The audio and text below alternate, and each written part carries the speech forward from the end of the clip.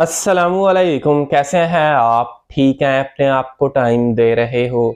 अपने आप को टाइम दिया करो और मुस्कुराते रहा करो, जिंदगी बेहतर बनेगी। किसी इंसान की मीठी बातों पे हमेशा एतबार नहीं करना। कभी कभी मीठा जहर आपको पेश किया जाता है। वो जहर, ऐसा जहर जो आहिस्ता आहिस्ता आपको अंदर से डिस्ट्रॉय करता है। ये लोग मीठी बातें करके आपको अपना बनाते हैं और फिर आपको जहर देते हैं। जब उनका काम निकल जाता है, आपको जहर देंगे। हमेशा एक चीज ध्यान में रखो, अगर धोखा नहीं खाना चाहते ना, लोगों की मीठी बातों पे एतबार करना ही नहीं।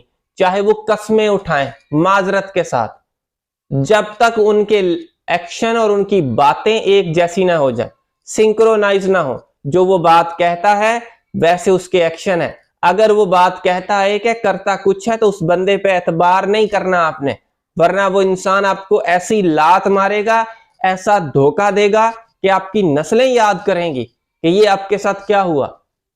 होशियार चालाक इस दौर में बनोगे तो ठीक रहोगे।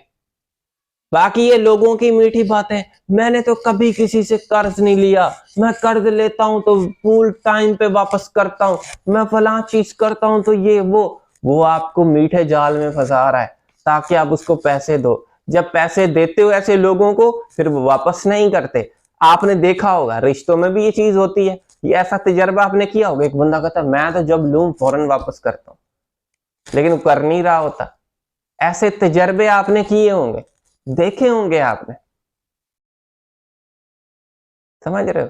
तो बातें लोग बड़ी बड़ी कर जाते हैं।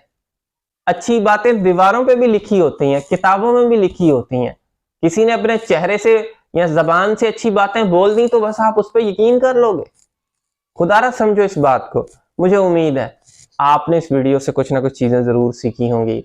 So thank you for watching this video. आखिर में मेरी आप सब लोगों के लिए दिल से दुआ है, अल्लाह आपको खुशियां दे और आपके सारे गम धो दे। आमीन सुम्मा आमीन। अल्लाह हाफिज।